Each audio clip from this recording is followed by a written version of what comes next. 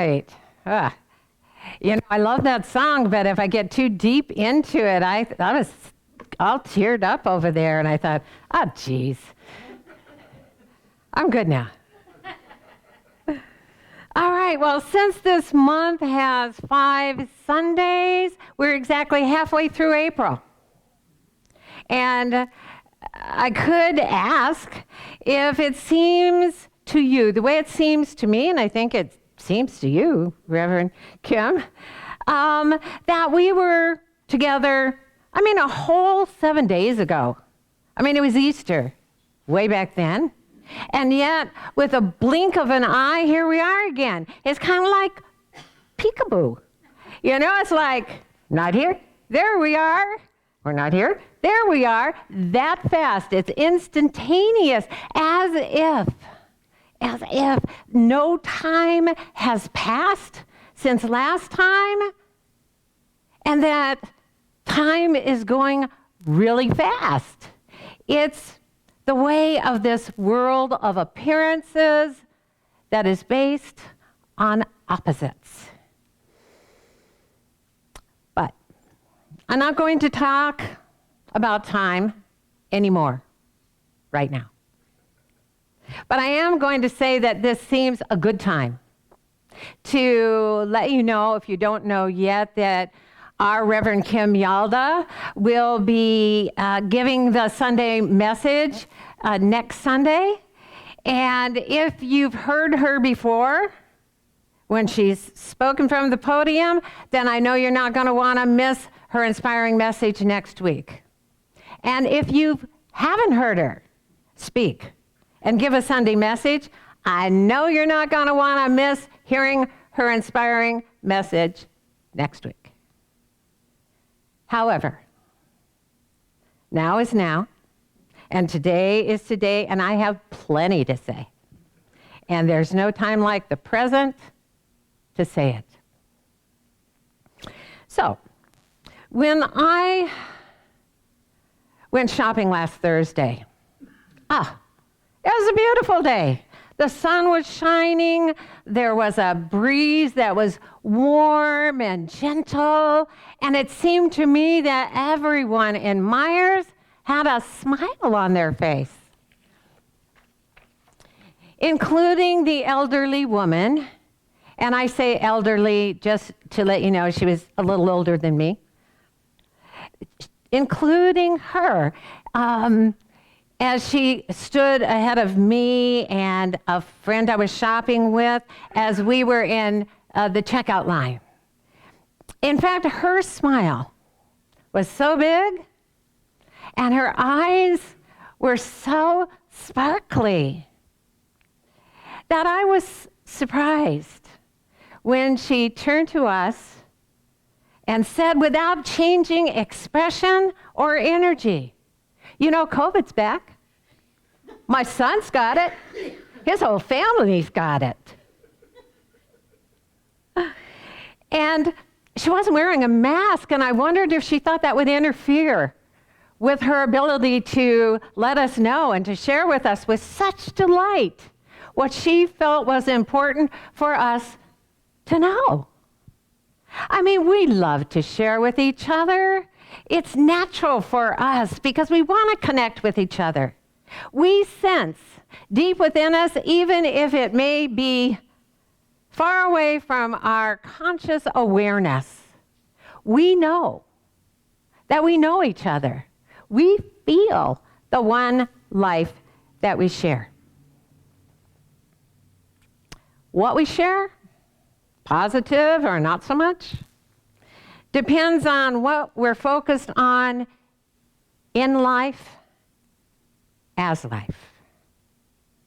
If we're focused on the world of appearances, then along with our happy sharing of, it's a beautiful day, isn't it? And did you see those spring flowers that are popping out? We might just as easily share something unhappy. Share some fearful things we know about, like a new health concern to look out for, like a new act of violence by certain groups in certain places that we should avoid, about who died and when and of what,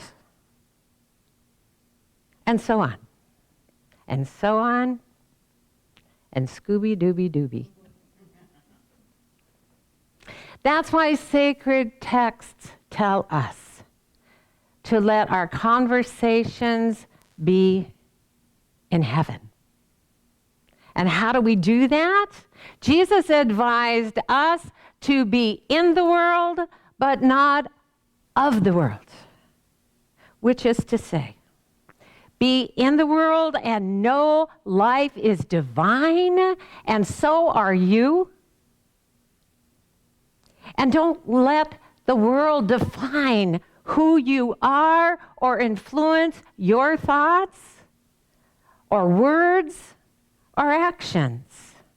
We are divine beings, having a human experience, but this human environment doesn't separate us from the powerful source of our existence or limit what we can create while we're here.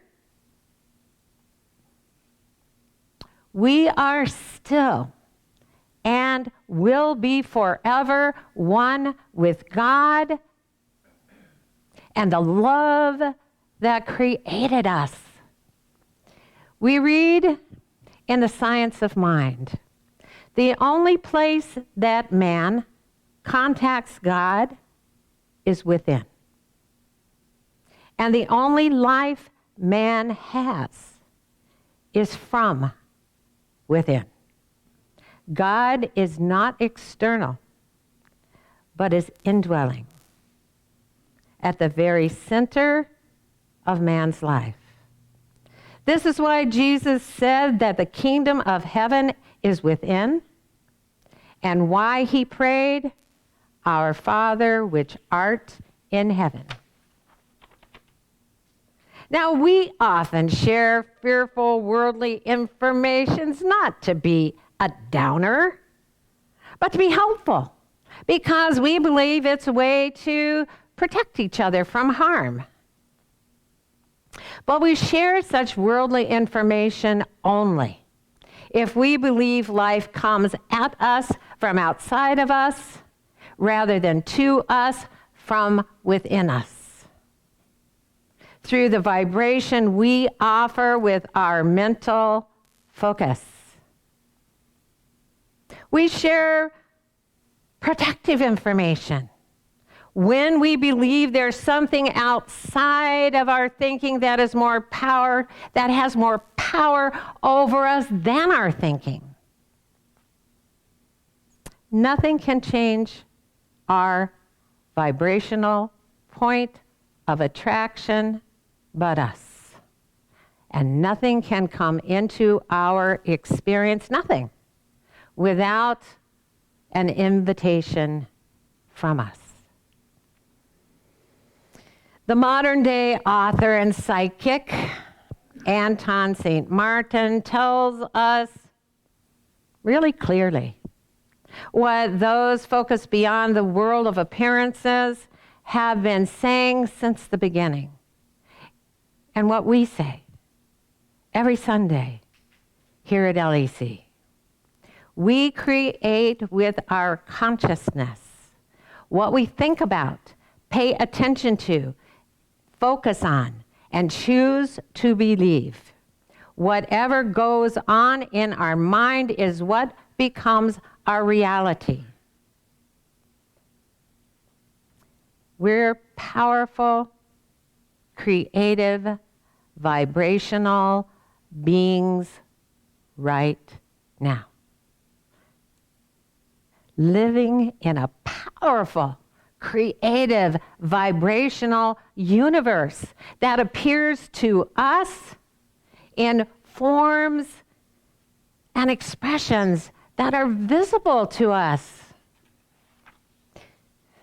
The universe with us in it is governed by the exquisite law of attraction. It never fails to match us up with the vibration we're offering through our beliefs, our thoughts, and our focus, which often are thoughts about and beliefs in and a focus on the world. And such a focus causes us to be in the world and of the world. We repeat what we hear from others and in the media as if it's gospel and essential for us to say. We describe in detail horrific manifestations of diseases and disasters and wrongdoings. We create life experiences from the inside out with what we think about, pay attention to, and focus on, and that is it. So it's important for us to ask ourselves, do I really want to recreate the already created images of the world? Or do I want to create with the power of God within me that makes all things new? Carl Jung famously said, "Who looks outside dreams, who looks inside awakes." What is divinely true about all of creation is always true about all of creation, not just some of the time, but all of the time. We are free to be in the world, but not of it. No matter what new, fearful, worldly information might pop up. We're free to let that information go, to let it flow through us without another thought or another word about it. In the way of knowing, we read, everything you see originates within you, since the only thing you can see is the way in which you choose to cloak or drape the mysterious energy of creation. Fearful thoughts are an invitation to the manifestations of limitation and separation in this world. Only fearless faith allows us to use the unlimited power of the indwelling God of love at the very center of our life. Wishy-washy faith won't get us to our holy center. An on again, off again relationship with the divine won't do it either. Which brings us to the title of today's talk, Are You Dabbling in the Divine? Now, in a recording of a recent Abraham Hicks gathering that I was listening to, Abraham offered a story about Esther. And it's a simple story with a profound message for all of us if we choose to just open our mind to the simplicity of it. And as the story goes, Esther got a craving for something that she hadn't had in a while: soft boiled eggs.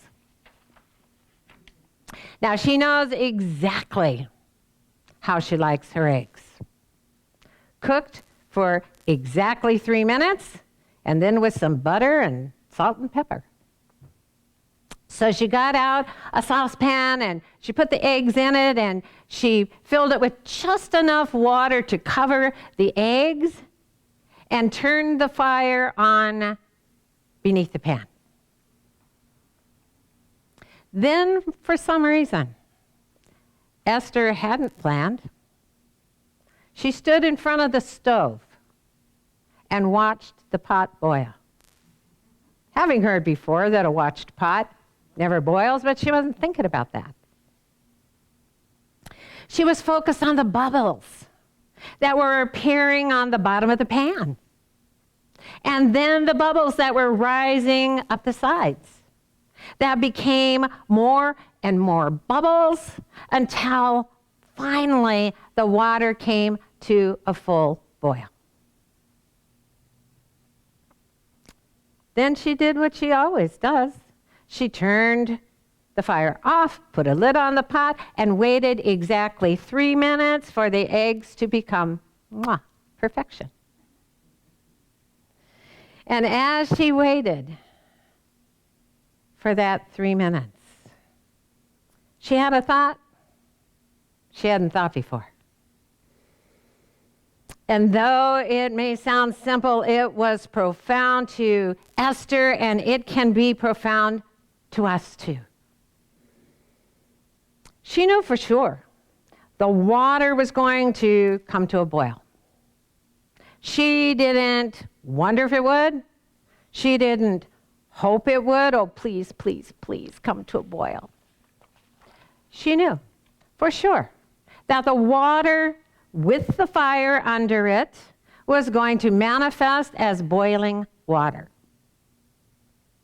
Then she thought about creations and manifestations, hers and ours, and how when the fire is on, which is our focus, if the fire of our focus is steady, it will come to the manifestation we choose. In Esther's case, it was perfect eggs. Esther saw that the water had to be this hot, and then this hot, and then this hot before it got to the boiling point. And she realized it's the same thing with our focus. Whatever we see and remain focused on, good or not so good, takes time to build vibrational momentum before it becomes a manifestation for us. She knew the eggs would turn out the way she wanted them to unless she did with those eggs what she'd done with other things in her life. Turn the fire of her focus on and then off, and then on and then off. Turn it on and then get distracted. Turn it on and then get annoyed. Turn it on and then get impatient. Turn it on and then don't let the natural laws of physics in the universe take their course. She didn't question whether or not the water was going to boil because there'd been enough pots of water that had come to a boil in her experience that she knew it would be ridiculous to question that. Then it came to her that metaphorically, there are pots with things we want and pots with things we don't want. And the only reason why what we don't want shows up is because we put the fire of our focus, the flame of our expectation on the unwanted. I knew that was going to happen. If we wait until we have a manifestation of something we don't want, a health condition, a financial problem, whatever it is, our tendency is to take some action in the world regarding that manifestation, to dive into solving it with things of the world. It doesn't occur to us because it's a manifestation right in front of us that whatever it is got started with a vibration in us.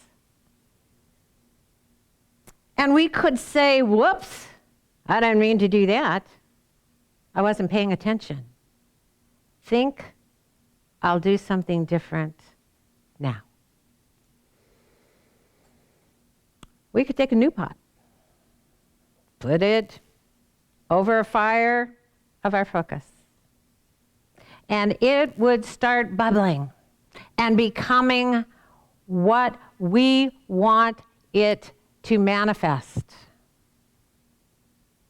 As long as we keep the fire on. Every time we turn our focus from our expectation of the good that we desire, the good that we want to see and feel and hear and touch, whatever it is, we take the fire power out of our vibration to attract it. Every time we focus on the world and believe it's separate from our individual vibrational point of attraction, we react with fearful focus and feel vulnerable and powerless. And then we share what we see and what we're focused on and how we're feeling about it with each other.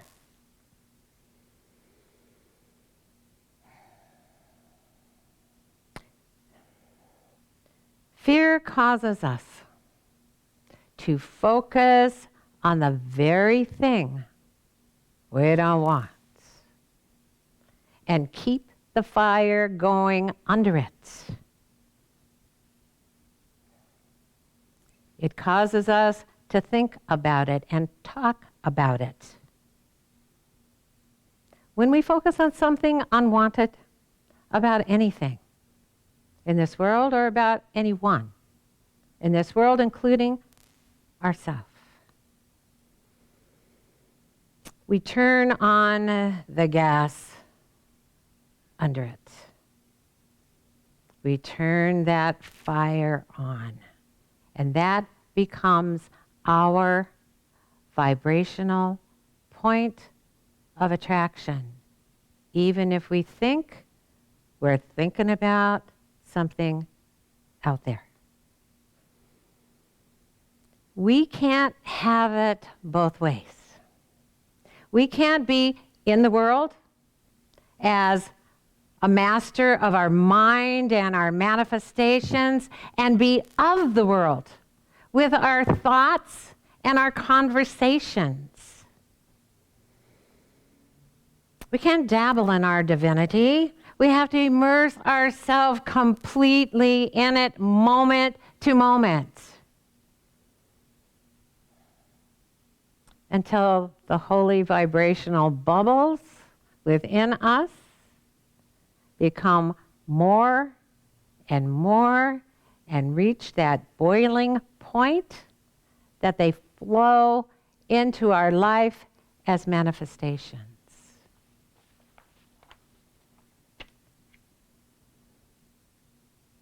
If we want it, we'll find a way to stay immersed in our divinity. And if we don't, we'll find an excuse not to.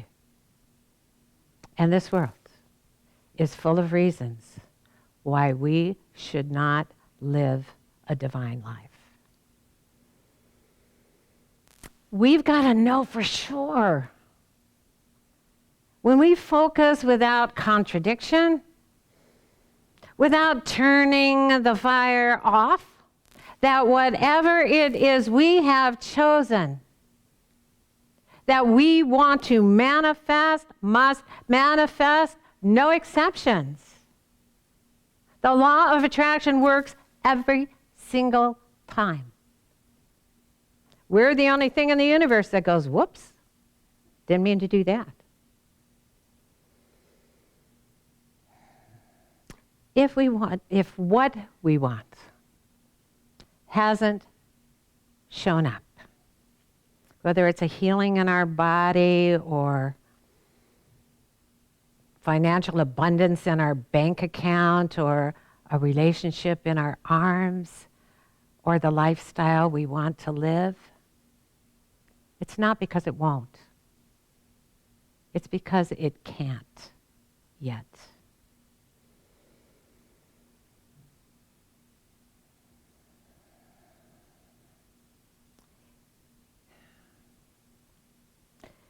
It's because we've been turning our focus on it, on and off, and on and off. And our holy vibration can't reach the boiling point of manifestation. To consistently focus on what we want and feel happy even before we see it isn't an easy thing to do when we're faced with the manifestations of the unwanted. But the distance from where we are to where we want to be is shorter than we think. We just have to stop dabbling in the divine. Stop being a spiritual tinkerer and dive in all the way. Science Mind tells us we need not leave the world, for we may engage in all of its activities without being controlled by them. We may be in the world of affairs as masters and not as slaves. Surely this hope, held before the waiting thought, will so stimulate our endeavors that we shall go forth into life and the great game of living, with a new song upon our lips and a new joy springing forth into the dawn of a new day. Namaste.